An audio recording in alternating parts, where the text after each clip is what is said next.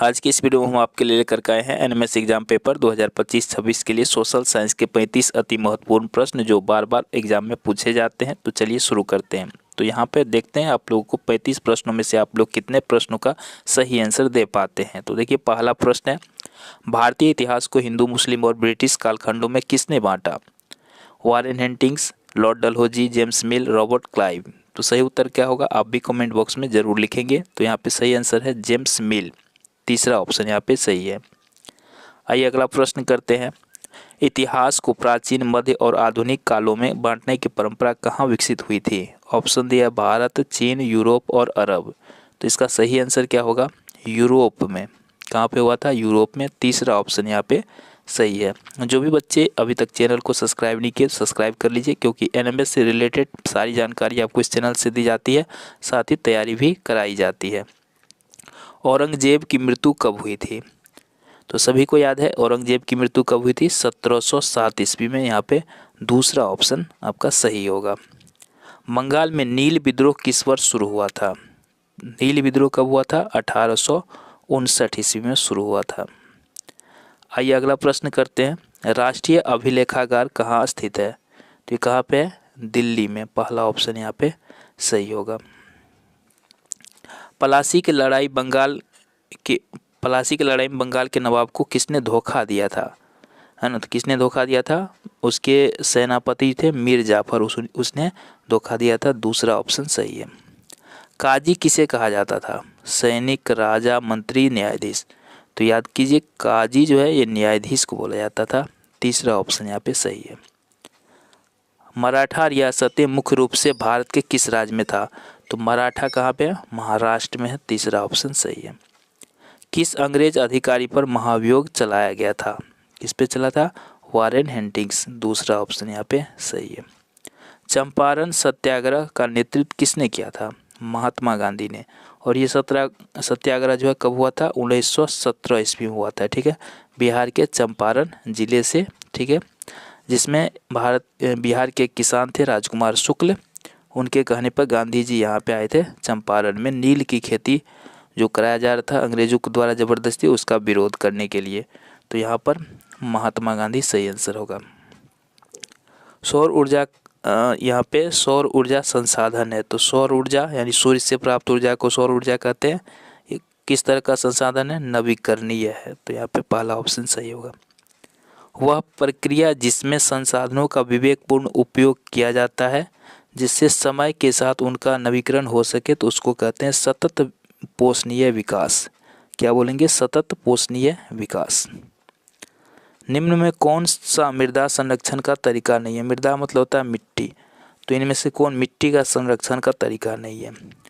तो वनोरोपण, वृक्षारोपण से तो मिट्टी का संरक्षण होगा, सही है। समुचित जुताई सही है। सीढ़ीदार खेती ये भी सही है।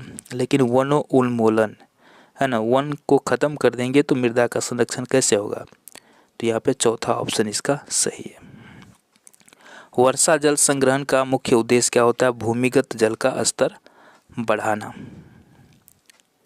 रबी की फसलें इन महीनों के दौरान बोई जाती है। रबी का फसल क्या होता है? जो जाड़ों के दिनों में बोई जाती है। तो ये हो जाएगा अक्टूबर नवंबर।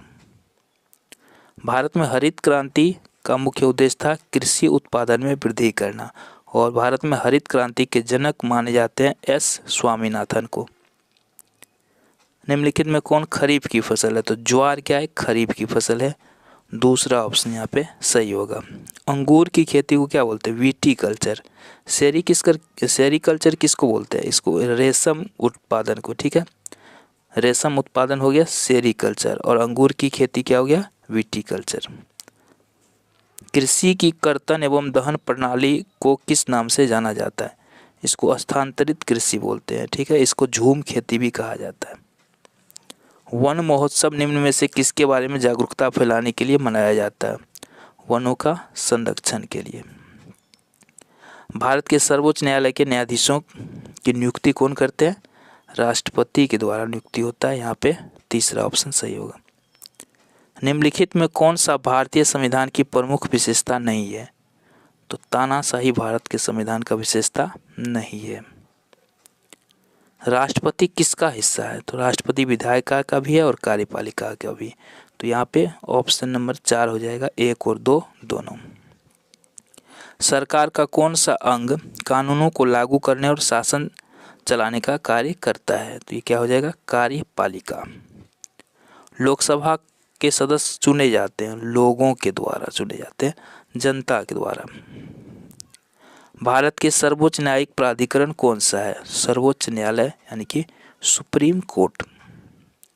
राज्यसभा के सदस्य का कार्यकाल 6 वर्ष होता है, लोकसभा का 5 वर्ष, लेकिन राज्यसभा का कितना होता है? 6 वर्ष। न्यायिक पुनरीक्षण से क्या तात्पर्य? कानूनों की संवैधानिकता की समीक्षा या जांच करना। दूसरा ऑप्शन सही होगा। समानता और न्याय को बढ़ावा देने के लिए किस दिन को संविधान दिवस के रूप में मनाया जाता है? तो संविधान दिवस कब मनाते हैं भारत में? 26 नवंबर को मनाते हैं। तीसरा ऑप्शन यहाँ पे सही है। भारत की संसद की ऊपरी सदन किसको कहते हैं? ऊपरी सदन कहते हैं राज्यसभा को, निम्न सदन लोकसभा हो जाएगा। तो यहाँ ऊपरी सदन पूछा तो राज्यसभा।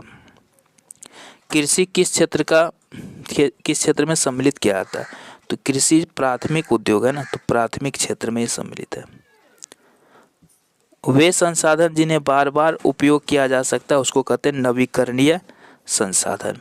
किस खनिज को काला सोना, ये बार बार पूछता है, पेट्रोलियम को कहते हैं। ऑपरेशन फ्लड दुग्ध उत्पादन से संबंधित है। और आज का अंतिम प्रश्न है, बीमा किस क्षेत्र की गतिविधि है? तो ये तृतीय क्षेत्र की गतिविधि है। तो उम्मीद है इन सभी प्रश्नों का आपने सही से उत्तर दिया होगा। जो प्रश्न आपको याद ना हो उसको याद कर लीजिए। आज की क्लास में इतना ही, मिलते हैं एक और नई वीडियो के साथ। जय।